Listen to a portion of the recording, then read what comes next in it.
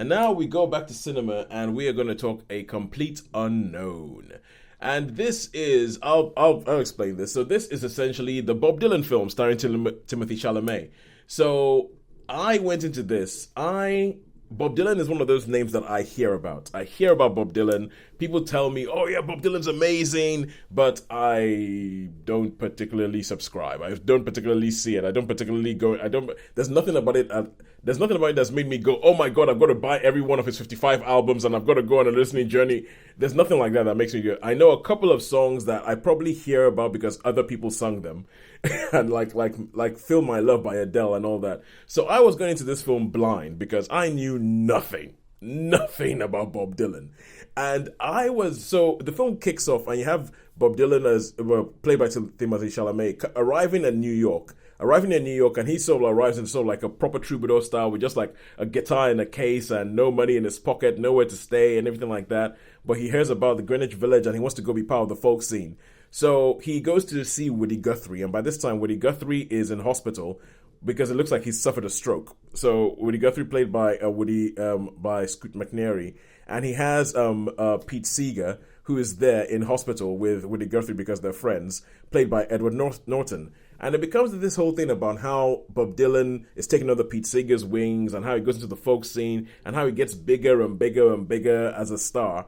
And leading all up the way up to the controversial bit where Dylan goes electric, which I hear about this thing where Dylan went electric and apparently it was a big deal. And what this film does is that it's not like a music biopic, and I really enjoyed this. I mean, these are two music biopics that we've seen recently, like Better Man with Robbie Williams, where you had a chimp playing Robbie Williams, which just sort of transcended what most music biopics do. And this one as well, I think, because this film isn't really about Bob Dylan becoming big and then going to drugs and all that kind of stuff. This film is really about, I think it's more about the fight between people who were trying to keep something that they saw as pure, be it the folk music and keep folk music, and people who were like, no, we should go progressive. Things are going to change. We need to change with them. And the film is about that, and it just so happens that Bob Dylan's at the center of this whole thing.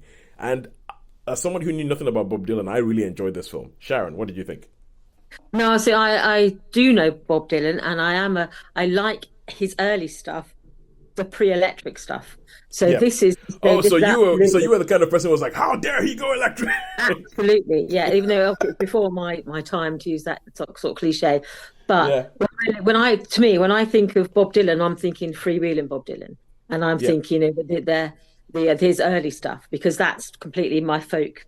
That's where I live in my sort of musical world, is folk, acoustic, that sort of stuff.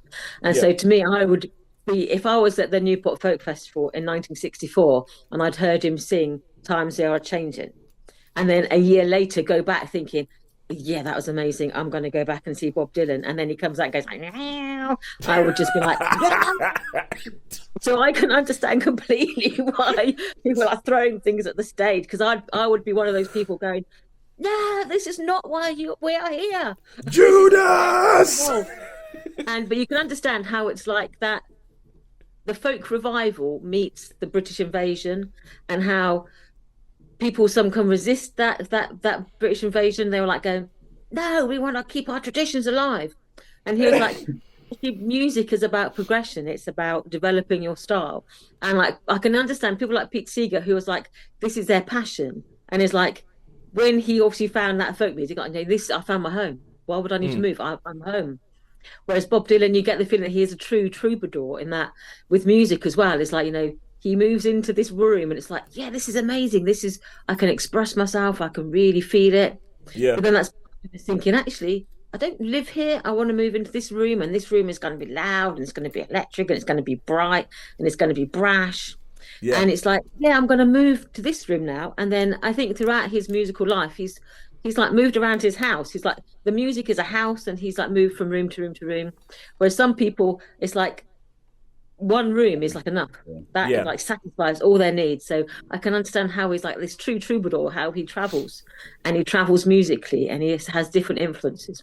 But for someone who, I have those different rooms as well, but folk is like the biggest room in my house. And then I've got small rooms for small rooms for this and small rooms for that. But like the big room is the Oh, folk. Dylan does reggae. Oh, Yeah, that would just- have Yeah, that would have that'd be been fun. that So would have I been would- interesting, yeah. guys. How do his contemporaries sort of deal with it? Because that's always an interesting thing. Because I mean, you were telling me, Sharon, Well- about Joan Baez and how Yeah, does Pete, Oh, yeah, how does, yeah, how because- does how does Pete Seeger deal with the Yeah, it? Are they and I anti him? think- Some of them must And- have felt betrayed, but yeah. Yeah, and I think that is the good thing about this film. I wouldn't say genius, but it's the clever thing that this film does. This film is really not. It's not really about him. It's about how everybody reacts to that, and how all these relationships that he's built, like Joan Baez and Pete Seeger, and to an extent Woody Guthrie. Yeah, His girlfriend and Woody Guthrie, yeah. yeah. But they Oh, used the and music Johnny really Cash. well, I Johnny think. Cash shows up as Johnny well. Cash. But I thought they used the music well. It did actually participate in the story. Like some of the songs they're singing, Yes. it Yeah. speaks directly into that relationship. And when that last scene with Woody Guthrie, you can understand how it's almost like saying thank you for the music, and he's sort of like moving on. Yeah, yeah, yeah. There's some really good use. I thought this was very well done, because sometimes with music biopics you can feel, and maybe if I knew the songs better, I might feel like, oh yeah, obviously they're playing this song, obviously they're putting this in.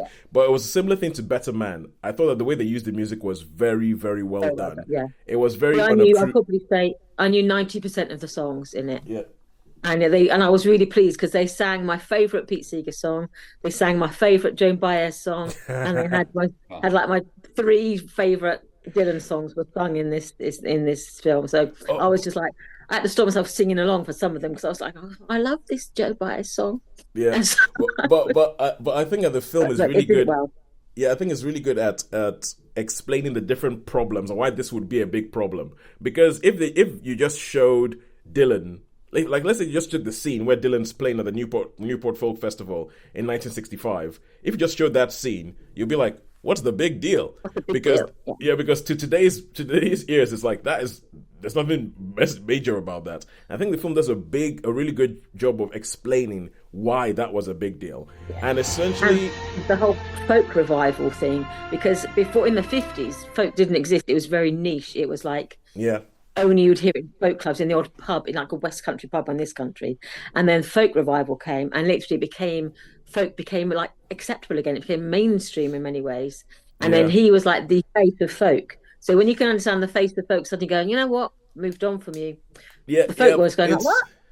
Yeah, and there's a speech that Edward Norton has, the teaspoon speech that he has. Yeah. That I love that speech. I think whether that actually came from real life or whether somebody wrote that, I think that's a brilliant piece of writing that just sort of like sums up, this is the nub of the film. This is why this matters.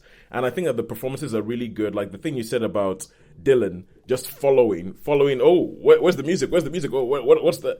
And they do that really well because he has a couple of relationships in this with Joan Baez and with a character who is fictional but very lightly is a lightly fictionalized version of a real life character from all the reading I've done, because this is the kind of film that's made me go and do a whole bunch of research.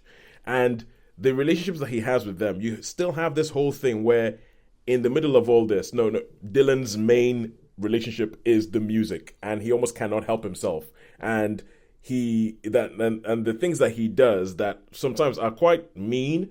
They're quite mean. They're quite they're not good to people in his relationships with.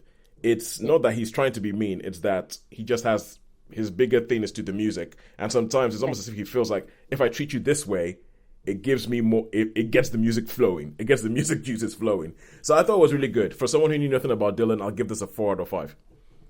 Yeah, I'd give it a 4 out of 5 as someone who was like, yeah, before he went electric, yeah, I'm all over that. So like, this is like the pivotal moment, yeah, for me, as a good sort of, yeah, I thought really rated it. I thought it was really good. So yeah, I definitely give it a 4. Yeah. Oh, I'll say one thing though. One thing is the guy who plays Johnny Cash. Sean, are you going to see this? Possibly. I don't Okay. know. I might do. I might do. Okay. I mean, I've quite liked it. But I haven't seen Another Man either. So Oh, Better I'm Man. really Better Man. slipping. I think you're My probably a bit late crown for is that. slipping. I'm gonna have to make a concerted effort. But Or there has your been, beast mode. Your there's been a beast lot mode of things crown is going on. slipping. So Okay, yeah, I can imagine. Well, the thing is, the guy who plays Johnny Cash, he's a well-known actor. But I spent the entire film trying to figure out who it was that was playing Johnny Cash. I spent the entire film looking at him going, who is that guy? It looks a bit familiar. Yeah. It looks a bit familiar, but I don't really know who that is. And then at the end, when his name pops up on screen, I'm like, what? Oh my God, it's him! It's him! Oh, it is him! But anyway, yeah, I thought that it's the most different I've ever seen him look. But it's quite good. Although, no, never mind. Moving on. And now we're going to go